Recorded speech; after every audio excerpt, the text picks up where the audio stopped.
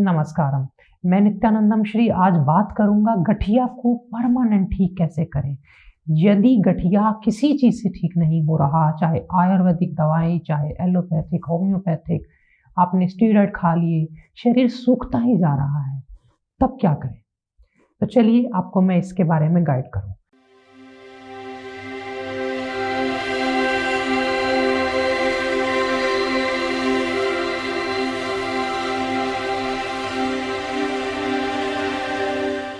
पहली बात, डाइट पे ज़रूर ध्यान रखें। डाइट यदि आपको सही ढंग से लेनी नहीं आई तो कुछ भी फ़ायदा नहीं होगा। ये मत समझिए कि मैं आपको परहेज करने के बारे में ही बोलने वाला हूँ। उल्टा मैं आपको ज़्यादा चीज़ें रिकमेंड करूँगा खाने की, ताकि शरीर के अंदर कुछ जाए। बीमारी से लड़ने के लिए खाली दवाएँ ही काम नहीं करती, हमारी अच्छी डाइट भी काम करती है। और जो वैद्य भाई-बहन इस बेस को समझता है, वो बहुत चौकन्ना रहता है। वो छोटी से छोटी चीज़ खोजता है कि क्या और ऐड कर दूं इस पेशेंट की डाइट में कि जिससे ये तगड़ा हो जाए, इसका शरीर सूखे ना, ये कमज़ोर ना हो और बढ़ता जाए और ठीक हो जाए। मेरे पास कुछ दिन पहले एक बहन आई, मुझे कहने लगी, आपको याद है 1.5 वर्ष पहले मैं आपके पास आई थी व्हीलचेयर पर, आप गठिया था मुझे, आपने मुझे ये चीज़ें बताई थी, ये करो, ये ना करो। तो मैं दिमाग पर जोर देने लगा, मुझे याद तो नहीं आया, लेकिन मैंने उससे फिर पूछा, क्या दिक्कत थी आपको? तो उसने कहा, मुझे बहुत भयंकर गठिया था, मैंने बहुत दवाएँ प्रयास करके देख लिए, लेकिन ठीक नहीं हुआ। फिर आपने मुझे जब पूरा गाइड किया, तो मुझे समझ आया और मैंने उसी पे 1 वर्ष अभ्यास किया। हालाँकि लॉकडाउन था, मैं आपसे मिल नहीं पाई, लेकिन अब आई हूँ जैसे-तैसे। लेकिन मैंने इस चीज़ को किया और मैं अब आप देखिए मेरे को कि मैं आपके सामने अंदर एंटर करी हूँ चल करके। कहाँ व्हीलचेयर, कहाँ फिर धीरे-धीरे स्टिक और कहाँ मैं खुद चल रही हूँ। मुझे भी खुशी मिली, मुझे भी मोटिवेशन मिली कि मैं आपको आगे मोटिवेट दोबारा करूँ। तो डाइट पे काम करना सबसे पहले ज़रूरी है। मैं स्टेप बाय स्टेप आपको डाइट की चीज़ें बता दूँ, फिर अंत में बताऊँगा कि क्या औषध उसने ली, क्योंकि वो बड़ी बात नहीं है। मैं अपना कोई गुण, कोई गुर अपने तक छुपा के नहीं रखूँगा। मैं इस डर से ये नहीं कहूँगा कि अरे! इससे तो मेरा वो चला जाएगा, बाकी लोगों को मिल जाएगा तो वो इसको यूज़ कर लेंगे। मैं उल्टा चाहता हूँ कि सभी वैद्य भाई-बहन इसको एक बार ज़रूर आज़मा के देखना अपनी प्रैक्टिस में। आपको बहुत यश मिलेगा, आपका गुण गाएगा पेशेंट। बस डाइट को लेके सजग रहना, क्योंकि मैं जब भी पेशेंट मेरे सामने आता है तो मैं उसको बोलता हूँ, जाओ बैठ करके अपनी पिछले हफ्ते की पूरी डाइट लिखो, कब क्या खाया। मैं वहाँ से गलतियाँ पकड़ता हूँ, मैं वहाँ से उसको देखता हूँ कि ये क्या ठीक कर रहा है, क्या गलत कर रहा है, क्योंकि डाइट ही उसका शरीर निर्माण कर रही है। शरीर में आगे के कंट्रीब्यूशन जो बदलाव होने हैं, वो डाइट से ही होने हैं। डाइट अगर अच्छी है तो वीर्य बल अच्छा बनेगा और दवाई भी पचेगी। खैर, ज़्यादा बात ना करते हुए मुद्दे पर आता हूँ। सबसे पहले अनाज, अनाजों में एक चावल नहीं लेना, इसके अल्टरनेट में कभी-कभार के लिए पोहा ले सकते हैं, क्योंकि पोहा भी चावल है, लेकिन इसको पहले से ही सेमी कुक्ड कर लिया जाता है, पका लिया जाता है। तो जब इसको प्रोसेस कर लिया जाता है, इसकी तासीर इतनी ठंडी नहीं रहती, पहली बात। दूसरी बात, इसमें इसको पकाने के लिए इतना पानी नहीं लगाना पड़ता, तो इतना ठंडक नहीं करता, जितना ठंडक चावल कर जाता है। दूसरी बात, चावल खिचड़ी वाला टुकड़ा-टुकड़ा आता है, वो भी यूज़ कर सकते हो मूँग की दाल बराबर मिला के खिचड़ी की फॉर्म में। यहाँ चावल का आपका डर खत्म कर दिया मैंने। फिर इसके अलावा आप जो व्रत वाला चावल आता है, सामक चावल, वो भी प्रयोग कर सकते हैं, बड़ा अच्छा है वो। वो अपने आप उग जाता है और उसकी तासीर गर्म है, वो इस तरह से ठंडा नहीं है। तो आपको वो भी सब्जियाँ मिला के, दलिया बना के, बिरयानी बना के उसकी खा सकते हैं। ये चावल की बात थी। अनाजों में आ गए मकई और जौ, दोनों ठंडे हैं और वायु कारक से है। इनको हटा करके या ना के बराबर लेकर के बाकियों पे ज़्यादा ध्यान दिया जाए। जैसे कि सबसे बढ़िया अनाज क्या है गठिया के लिए? मैं कहूँगा गेहूँ ले सकते हैं, लेकिन पुराना। पुराना आटा नहीं, आटा तो थोड़े दिन का ही पिसा हुआ होना चाहिए, लेकिन गेहूँ पड़ा-पड़ा पुराना हो जाए, तो वो ज़्यादा अच्छा है। उससे फिर शरीर सूखता नहीं है, रोगी का जो शरीर सूख गया गठिया वाले का, वो ठीक है, मीडियम माना जाता है। ना उत्तम मानेंगे इसको गठिया के लिए, ना निकृष्ट। बैलेंस में रख के गुज़ारा चला सकते हो। इसका दलिया, इसकी रोटी। इसके अलावा रागी लें, बाजरा लें, बाजरा के साथ-साथ मल्टीग्रेन अनाज, जिसमें कुट्टू भी हो सकता है, सिंघाड़ा भी हो सकता है, ऐसे चीज़ें मिला-जुला के ले सकते हैं। और मिला मिक्स जो मल्टीग्रेन आटा होता है, उसमें ठंडी, गरम हर तरह के आटे मिक्स होते हैं बेशक, लेकिन वो कभी कभार वो भी चल जाता है दिन के समय में। अगर डाइजेशन अच्छी है, भूख अच्छी है, सर्दी का मौसम है, खाना ज़्यादा डिमांड कर रहा है शरीर, तो ज़रूर खाइए। ये अनाजों के बारे में मैंने बात कर ली। अब बात करते हैं सब्जियों के बारे में, क्योंकि इसके साथ सब्जियां चलेंगी। एक गोभी, आलू, मटर, इनको छोड़ दीजिए, बाकी सारी सब्जियां चल सकती हैं। लौकी, तोरई, परवल, ये सब चल सकती हैं। लेकिन लोग लौकी ही खाते जाते हैं। होता क्या है, लौकी सिर्फ पानी ही तो है। अब वो जब खाते रहते हैं तो सूख जाते हैं। है भी लौकी ठंडी। जब लौकी खानी है तो मैं कई बार कहता हूँ लौकी को अदरक का तड़का दो, लहसुन का तड़का, या अदरक गर्म करो उसको, तो थोड़ा उसमें तड़का दो तिल के तेल का, थोड़ी उसमें जान आए लौकी में, आपको शरीर में तरावट मिले, लुब्रिकेशन मिले। लेकिन नहीं, वो उबली लौकी खा खा के शरीर को हड्डी कर लेते हैं, फिर मांस भी नहीं रहता बीमारियों से लड़ने के लिए उससे। तो ये चीज़ न गलती करें। उसमें काली मिर्च आदि की छौंक लगा के लौकी की भी तासीर अच्छी कर लें, और रात को तो बिल्कुल ठंडी लौकी ना लें। बाकी हलवा कद्दू, और जिसको काशी फल बोलते हो, ऐसे कई सब्जियां हैं। जिमी कंद है जो ताकतवर होता है बड़ा, और शिमला मिर्च, गाजर, फलियां, बीन्स बोलते हैं जिसको, ये सब ले सकते हैं आप। शलगम का मौसम आए तो शलगम लीजिए। सारी सब्जियां ताकतवर हैं, आपको कोई मनाही नहीं है। बस इतना ध्यान रहे कि जैसे सरसों का साग नहीं खाना, बाकी पत्तेदार सब्जियां खा सकते हैं। मेथी खा लीजिए, तरातेज खा लीजिए, और करेले की सब्जी गर्म होती है, घी में तेल में तड़का लगा के करेले की सब्जी लीजिए, उससे भी एक आपको गर्माइश मिलेगी, साथ साथ तेल की तरावट अंदर जाएगी। इस तरह से आप मेथी की ही तरह 2-3 तरह के और साग होते हैं, चांगेरी का, पुनर्नवा का, ये ले सकते हैं। मूली के पत्तों का साग बहुत अच्छा होता है, इसको जरूर लीजिए। मूली के पत्तों का साग, मूली नहीं कह रहा मैं, ऊपर के पत्ते उतार के उसका बना लीजिए काट के मेथी की तरह, बड़ी अच्छी है ये। वात पित्त कफ तीनों को बैलेंस करता है, बशर्ते तड़का लगाया हो उसको। ये चीजें कितनी अच्छी है ना। ऐसे ही फिर सब्जियों के बाद आती हैं दालें। दालों में 2-3 दालें अच्छी हैं आपके लिए, जैसे कि हरी मूंग, पीली मूंग, और इसके अलावा आपके लिए अच्छा है कुल्थी की दाल।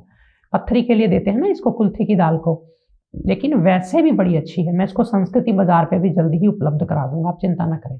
तो आपको ये दाल बना करके रोज 1-2 दिन छोड़ के ले सकते हैं। काला चना वैसे ठंडा है, गठिया में दिया नहीं जा सकता ठंडा होने की वजह से, लेकिन हम इसकी ताकत की वजह से इसको कभी कभी हफ्ते में 1-2 बार ले लेते हैं। क्यों?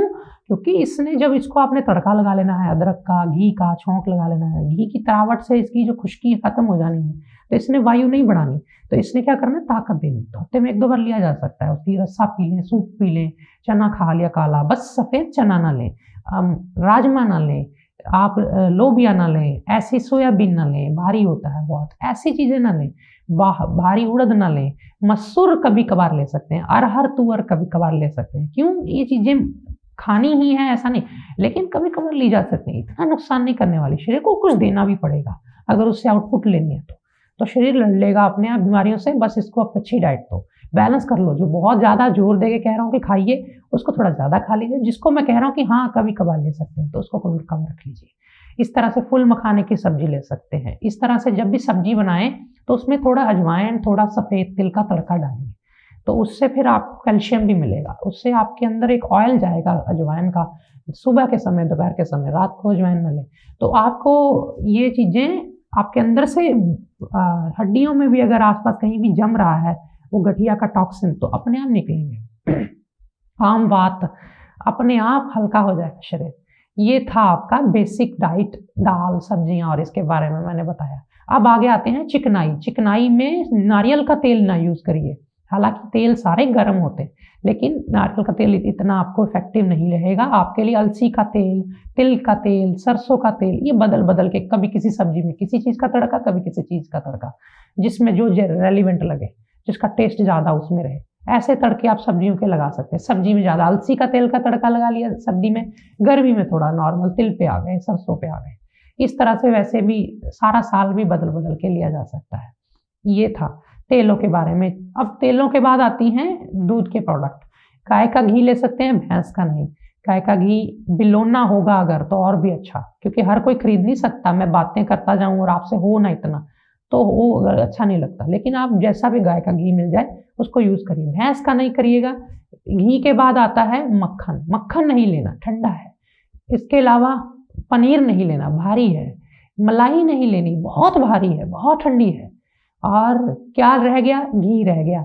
छाछ कौन सी ले सकते हैं? कभी कभार जो मक्खन दही से घी निकाल लिया, मक्खन निकाल लिया, नीचे बची वो चाटी की लस्सी, वो कभी कभार थोड़ा हल्दी मिला करके, सौंठ मिला करके ली जा सकती है। लेकिन वैसे दही पकड़ी और उसको मथ लिया और छाछ बना ली, ये बिल्कुल मना है। इसी तरह से दही नहीं लेनी है, खट्टाई चीज नहीं लेनी, इमली नींबू नहीं लेना है। आप पूछेंगे जी संतरा मौसमी ले लें? कभी कभार जब बिल्कुल सूजन नहीं है शरीर में और बिल्कुल दर्दें घट गई हैं, तब धूप में बैठ करके ले सकते हैं। और आंवला खट्टा है लेकिन फिर भी रोज लिया जा सकता है। आंवले की एक टुकड़ी, एक साबुत आंवला हरा जब सीजन है तो रोज दाल उबलते समय, सब्जी बनाते समय बीच में एक अपने हिस्से का डाल दिया, थोड़ा नरम भी पड़ जाएगा, उसमें थोड़ा हल्दी घी की छौंक भी लग जाएगी अपने आप, और आप डाइट के साथ, रोटी के साथ उसको खा भी सकते हैं। ये बहुत अच्छा रहेगा आपको जल्दी से बीमारी से बाहर निकालने के लिए। ध्यान रहे ये अलंकार है, ये एक मुर्कियां हैं जैसे संगीत में होती हैं, जैसे सजावट करता है हलवाई मिठाई बना के ऊपर सौगी की, गिरी की, पिस्ते की। इसी तरह से आपकी डाइट अगर सीधी लौकी की सब्जी, लौकी की सब्जी, लौकी की सब्जी, रोटी ऐसे खाते जाओगे, शरीर सूख जाएगा। ये चीजें अगर मिक्स होंगी डाइट में तो कुछ जान आएगी। इसी तरह से गोंद आती है, बबूल की गोंद आती है, वैसे गोंद अलग अलग प्रकार की गोंद आती है, कमरकस आता है, और मीठी सरिंज आती है, अश्वगंधा है। कुछ ऐसी चीजें मिला करके आटे में, सूजी में, बेसन में, घी के साथ भून करके पंजीरी बना सकते हैं सर्दी में। उसमें फूल मखाने भी डाल लेंगे, एक दो चम्मच खा लेंगे, कुछ घट नहीं जाएगा, थोड़ी ताकत आएगी शरीर को, थोड़ा शरीर बनेगा। और हमेशा भी नहीं खाते रहना है, ठीक है जब भूख लगी खा लिया।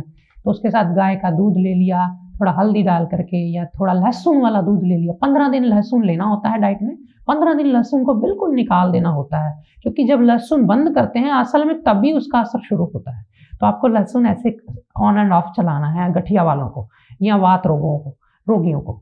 और उसके बाद हम बात करते हैं जनरल फ्रूट्स की। सेब, अमरूद, हालांकि ठंडे हैं ये सारे फल, लेकिन पपीता ये दिन में लिए जा सकते हैं। चीकू, क्या नहीं लेना फलों में? केला नहीं लेना, बस ठंडा बहुत होता है और कफकारी होता है, ये भारी भी होता है। बाकी सारे फल अच्छे हैं आपके लिए। खट्टा कीवी मत लेना, यूं ही खट्टी आलू बुखारे मत लेना, चूस रहे हैं खट्टे खट्टे नहीं लेने। बाकी सेब, अमरूद और चीकू, लीची, नाशपाती, इस तरह से रामफल, सीताफल, ये सारे खाए जा सकते हैं। और हर वक्त भी खाओ मैं नहीं कह रहा, एक रूटीन बना लो, एक चार्ट बना लो। सुबह फल, दोपहर को अपनी रोटी वगैरह, और रात को सूप्स, दालों के चाहे सब्जियों के, चाहे मिक्स, चाहे उसमें पालक के पत्ते 2-3 डाल लो। वैसे पालक खाने को नहीं बोल रहा, 1-2 पत्ते अगर पालक के किसी सूप में, किसी दाल में डल जाएंगे तो कोई हर्ज नहीं है, ताकत आएगी, थोड़ा आयरन मिलेगा, और आपको सप्लीमेंट नहीं लेने पड़ेंगे हर छोटे छोटे चीज़ के लिए। और फिर आगे बढ़ते हैं डाइट में कि दूध लेना कि नहीं लेना। ले सकते हैं, भैंस का नहीं, गाय का ले सकते हैं, बकरी का ले सकते हैं, ऊँटनी का ले सकते हैं, भेड़ का ले सकते हैं, गधी का ले सकते हैं। और कई कई इलाकों में दूध अवेलेबल नहीं है गाय का। तो एक खुशखबरी मैं देना चाहता हूँ, कुछ ही दिनों में आनंदम आयुर्वेद, यानी कि मैं खुद अपने ब्रांड के द्वारा आप सब लोगों के लिए देसी जो गायें होती हैं, देसी नस्ल की, उनसे स्पेशली आयुर्वेदिक ट्रेडिशनल ढंग से, जैसे बताया गया, मशीनों से नहीं, ट्रेडिशनल ढंग से उनको उबालना दूध को, फिर उसको गाढ़ा करना, फिर पत्तलों पे सुखाना, फिर उसको पाउडर करना, इस ढंग से मैं आपके लिए लेकर के आ रहा हूँ गाय का दूध, जिसको आप गर्म पानी में उबालेंगे, एकदम नेचुरल दूध जैसा, बिना केमिकल का आपको घर में कभी भी मिल जाएगा। तो वो आपके लिए बड़ी सुविधा हो जाएगी। तो ये आपको करना है। दूध में आप 15 दिन लहसुन डालें, 15 दिन ना डालें, 1-2 कलियां उबाल कर रात को ले सकते हैं। और उसमें कभी कभार दूध में आप एरंड का तेल डाल के ले लें, क्योंकि 15 दिन में 1-2 बार 3 बार एनीमा या फिर एरंड का तेल लेकर के मृदु विरेचन, हल्का विरेचन कराना पड़ेगा। विरेचन से मेरा मतलब आपका पेट साफ खुल करके हो, थोड़े 1-2 पल मल पतले आए, भीतर से पहले वायु निकले, फिर पित्त निकले पीला, और फिर कफ आए, आपके मल में, ऐसा ज़रूरी है क्योंकि फिर अंदर से शोधन होता रहेगा, आप अगली फिर ट्रीटमेंट असर करती जाती है। ऐसा हफ्ते में 1-2 बार ज़रूर कर लीजिएगा। चाहे वो एलोवेरा लेके गर्म पानी में 1 कटोरी एलोवेरा, 1 कटोरी गर्म पानी सुबह पी लिया। ऐसा हफ्ते में 1-2 बार 3 बार आपको अपना करना है पेट हल्का। चाहे फिर आप त्रिफला में मुलेठी और कुटकी मिला करके ले रहे हैं, मैंने कई बार वीडियोज़ में बताया, आप देख लेना अच्छे से। ये चीज़ आपको करनी है।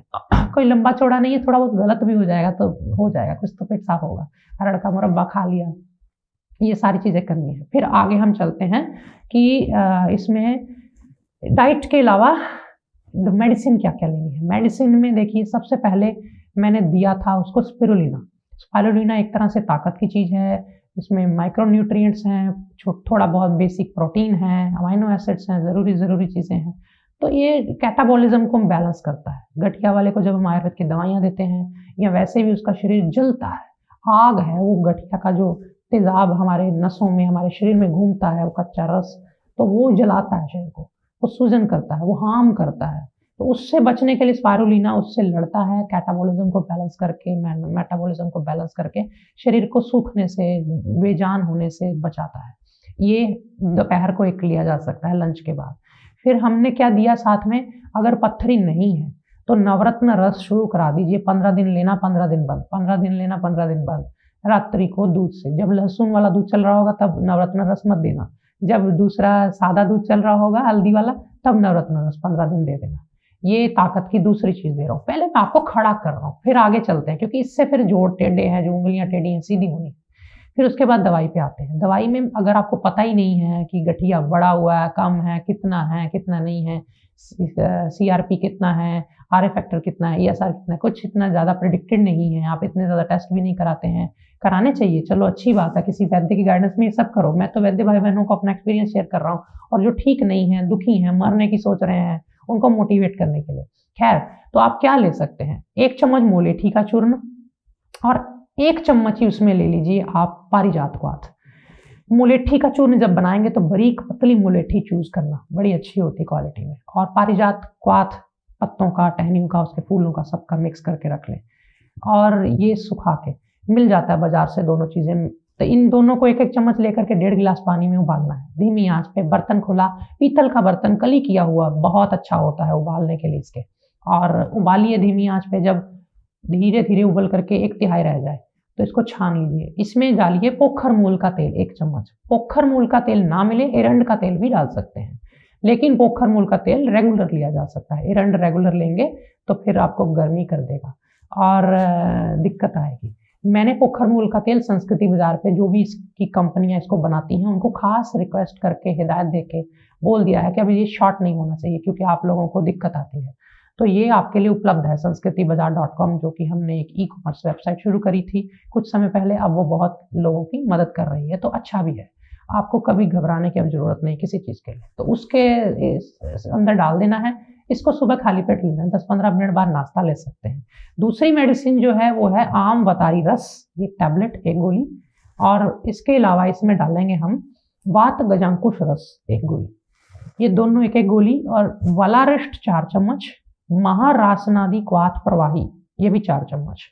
दोनों 4-4 चम्मच मेडिसिन को 8 चम्मच पानी गरम गरम मिला के साथ में ये दोनों गोलियां जो मैंने बोली है मुंह में रख करके सुबह शाम रेगुलर ली जा सकती है। हालांकि जब हम कुछ ऐसी दवाइयां डालते हैं जिसमें कुचला होता है या ऐसी चीज़ें होती हैं, वो लॉन्ग टर्म में नहीं लेते। ये मेडिसिन ज़्यादातर चल सकती है, फिर भी इतना इसका वो दिक्कत नहीं है। और इसको सुबह शाम खाने के 10-20 मिनट बाद दे दिया जाता है। साथ में ध्यान रहे कि आप परहेज जो मैंने शुरू में बोले, डाइट जो बोली वो जरूर लें, दवाई रेगुलर रखें, खा ली कभी नहीं खाई ऐसा ना करें। और लाल मेवा अफगानिस्तान से आता है, ये किशमिश से थोड़ा बेहतर बढ़िया होता है और इसमें केमिकल भी नहीं लगा होता है। 20 दाने 30 दाने रात को पानी में भिगो दीजिए, कांच के गिलास में पानी भर के धो के अच्छी तरह से पहले। इसको सुबह आप खाइए और 1-1 दाना चबाइए, ऊपर से इसका पानी पीजिए, इससे खून भी नया बनेगा, बीमारी से लड़ने की ताकत आ जाएगी। 4-5 प्रकार के तेल मिक्स कर लीजिए। तारपीन का तेल 50 ग्राम, ये एरंड का तेल 50 ग्राम, मोम का तेल 50 ग्राम, और अगर सर्दी है तो उसमें डाल दीजिए लहसुन का तेल 50 ग्राम। चारों चीज़ों को मिक्स करके रख लीजिए। तेल को बार बार गैस पे रख के नहीं गर्म करना होता, उसमें से गुण उड़ जाते हैं। तेल को कांच की शीशी में बंद कर लीजिए, गरम गरम पानी में फेंक दीजिए, 2-4 मिनट में गर्म हो जाएगा। उसकी मालिश रात को करिए, जोड़ों पे भी, शरीर पे भी, हल्के हाथ से। और मालिश करने के बाद सिकाई जरूर करें। मालिश करने के बाद सिकाई बहुत जरूरी है, तभी वो गठिया का जो अंदर भीतर जमाव है वो बाहर निकलेगा। हालांकि दर्द करेगा, गठिया रिपोर्ट में कई बार ज्यादा आ जाएगा 2 महीने बाद, लेकिन आप अंदर से शोधन कर रहे हैं, पेट साफ कर रहे हैं, डाइट अच्छी ले रहे हैं, तो धीरे धीरे पानी पूरा पी रहे हैं, प्राणायाम कर रहे हैं, अनुलोम विलोम थोड़ा सा जितना शरीर सह सके उतना, कपालभाति 5 मिनट 7 मिनट, और थोड़ा धूप लेना, विटामिन डी उसी से मिलेगा, और थोड़ी सैर करना, लंबी श्वासें लेना, एक्यूप्रेशर करना, और विल पावर मजबूत करने के लिए हमेशा अपने आप को एक लक्ष्य की ओर बस देखते रहना कि मुझे इस इम्तिहान से बाहर निकलना है। डाइट आपको कहीं का कहीं ले जाएगी, ये चीज फिर से दोहरा रहा हूँ। और शुभकामनाएं हैं मेरी आप सबको, और इसको आजमाते वक्त अगर कोई परेशानी, कोई दिक्कत आए तो इसी वीडियो के नीचे कमेंट करना, तभी मुझे पता चलेगा कि हाँ आपको कोई दिक्कत है, तो हम इसमें आने वाले समय में आपके पर्टिकुलर अगर कोई समस्या होगी तो उस पर चर्चा करके इस जानकारी के प्रवाह को रोकेंगे नहीं, आगे बढ़ाते जाएंगे। आप भी दूसरों को मोटिवेट करो। यदि कोई बीमार है, परेशान है, दुखी है, स्टीरॉयड में बहुत ज़्यादा फंसा हुआ है, तो उसको बाहर निकालने के लिए पहले मोटिवेट करें। एटलीस्ट आप डॉक्टर नहीं हैं, अपने आप दवाइयाँ उसको नहीं बताएंगे, मुझे ये चीज़ आपको बतानी थी, लेकिन डाइट तो समझा ही सकते हैं, तो उसको ज़रूर बताइए, उसकी मदद हो, जहाँ तक आप उसको हौसला दे करके उसको करिए। ड्राई फ्रूट भिगो कर नहीं लेने हैं, ये ठंडे हो जाते हैं भिगो करके, वैसे ड्राई फ्रूट सूखे डाले जा सकते हैं पंजीरी में। ये मेरे पहले दिमाग से निकल गया, अब मैंने दोबारा इसको दोहरा दिया। तो खैर आज के लिए फिलहाल इतना ही, जल्दी ही मिलूंगा एक नई वीडियो, एक नई जानकारी, एक नए विषय पर। आप यदि मेरे साथ नए नए जुड़े हैं तो मैं आपको बता दूं, मेरी यूट्यूब पर वीडियोस हैं, नित्यानंदम श्री चैनल पर, नित्यानंदम आयुर्वेद चैनल पर, मेरा एक चैनल नित्यानंदम सत्संग है, और भी बहुत सारी मैंने अलग अलग विषयों पर वीडियोस बनाई हैं, आप जाकर के देखें। फेसबुक, ट्विटर, टेलीग्राम और इंस्टाग्राम, इन सब प्लेटफॉर्म्स पे भी हमारे वीडियोस उपलब्ध हैं। और अधिक जानकारी यदि चाहते हैं तो हमारी वेबसाइट www.nityanandamshri.com देखें। और यदि आप मेरे ब्रांड आनंदम आयुर्वेद की कोई भी प्रोडक्ट यूज करके देखना चाहते हैं, मुझे बताना चाहते हैं, फीडबैक देना चाहते हैं, तो आप हमारी वेबसाइट संस्कृतिबाजार.com पर जाइए और वहां पर विजिट करिए। फिर मिलेंगे जल्दी ही। आप सबके भीतर बैठे परमात्मा को मेरा नमन, नमस्कार।